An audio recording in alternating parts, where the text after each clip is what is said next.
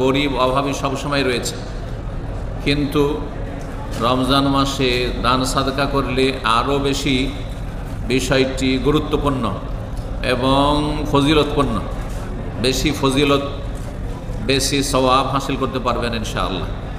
আজকে আমরা বেশ কিছু গুরুত্বপূর্ণ পয়েন্ট আপনাদের সামনে পেশ করব সাদকা করার ফজিলত, গুরুত্ব, মহত্ব সম্পর্কে। রাসূলুল্লাহ সাল্লাল্লাহু আলাইহি ওয়াসাল্লাম রমজান মাসে সবচাইতে বেশি দানশীল হয়ে যেতেন। এই মর্মে সহিহ বুখারীতে হাদিস রয়েছে।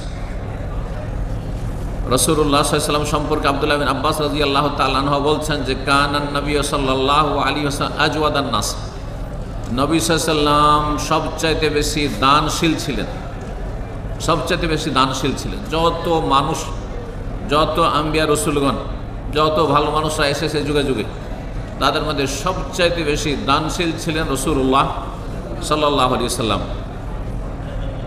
ওয়াকানা আজওয়াদা মা ইয়াকুনু ফি রমাদান, আর রমজান মাস আসলে আরও বেশি দানশীল হয়ে যেতেন, আরও বেশি দানশীল হয়ে যেতেন।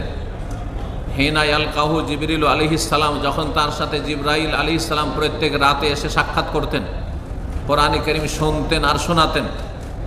ওয়াকানা জিবরিল আলাইহিস সালাম ইয়ালকাহু কুল্লা লাইলাতিন ফি রমাদান, রমজান মাসে প্রত্যেক রাতে জিবরাইল আলাইহিস সালাম নেমে আসতেন আল্লাহর পক্ষ থেকে, আকাশ থেকে, এবং নবী সাল্লাল্লাহু আলাইহি ওয়াসাল্লামের সাথে দীর্ঘ সময় ধরে রাত্রে কোরআন কারীম শোনানোতে এবং শোনাই, নিজে শুনতেন এবং শোনাতেন। দুটোই ওই হাদিস দ্বারা প্রমাণিত।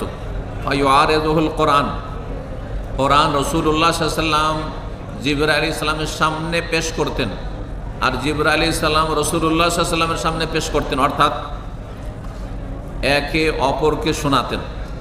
রাসূলুল্লাহ সাল্লাল্লাহু আলাইহি ওয়াসাল্লাম কোরআন শোনাতেন জিবরাইলকে, আর জিবরাইল শোনাতেন রাসূলুল্লাহ সাল্লাল্লাহু আলাইহি ওয়াসাল্লামকে। যখন জিবরাইল আলাইহিস সালাম সাক্ষাৎ করতেন রাসূলুল্লাহ সাল্লাল্লাহু আলাইহি ওয়াসাল্লামের সাথে রমজান মাসের প্রত্যেক রাতে, এই জন্যই তিনি সবচেয়ে বেশি দানশীল রমজান মাসে হয়ে যেতেন। সবসময় দানশীল, বিশেষ করে রমজান মাসে আরও বেশি দানশীল হয়ে যেতেন। ইমাম ইবনুল কাইয়্যিম রাহিমাহুল্লাহ বলছেন এই হাদিসটির ব্যাখ্যায় যে কানা সাল্লাল্লাহু আলাইহি ওয়াসাল্লাম আযামান নাসে সাদাকা, নবী সাল্লাল্লাহু আলাইহি ওয়াসাল্লাম সবচেয়ে বেশি দানশীল ছিলেন এবং সবার চাইতে বেশি দান করতেন তিনি। বেমা মালাকাত ইয়াদুহু, যা তার হাতে থাকতো সব কিছু দান করে দিতেন। এমন নয় যে কিছু বাঁচিয়ে রাখবো, আমার নিজের সংসার আছে, নিজের পেট আছে, নিজের পরিবার আছে, না, ওইসব চিন্তাই করতেন না।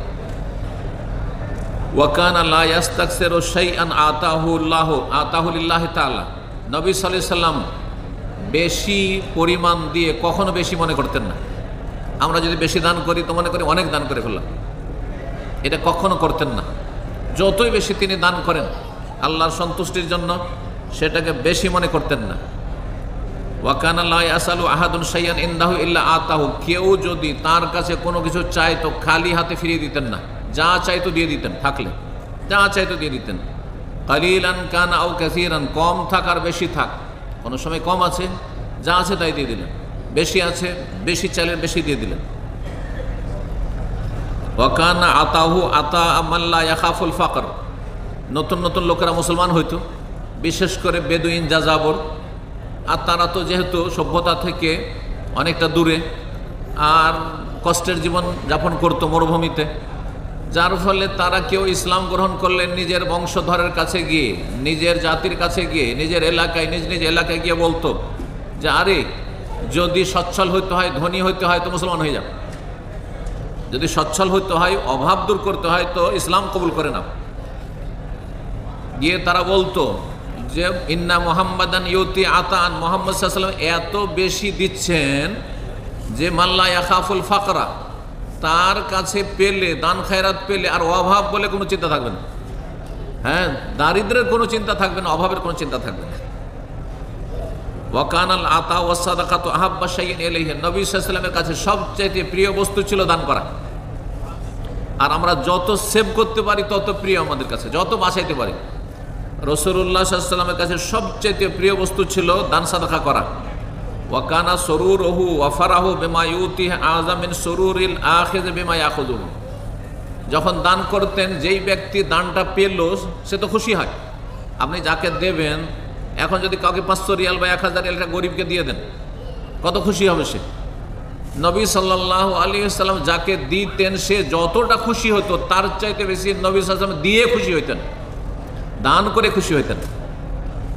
তাহলে নবী সাল্লাল্লাহু আলাইহি ওয়াসাল্লাম আমাদের জন্য জীবনে উত্তম আদর্শ। লাকাদ কানা লাকুম ফি রাসূলিল্লাহি উসওয়াতুন হাসানাহ। তাহলে আমার আপনার এমনটাই চরিত্র হওয়া উচিত যে যেই ব্যক্তিকে আমি দান করলাম সে যতটা খুশি আমি তাকে দিয়ে তার চাইতে বেশি খুশি, তাকে দান করে তার চাইতে বেশি খুশি।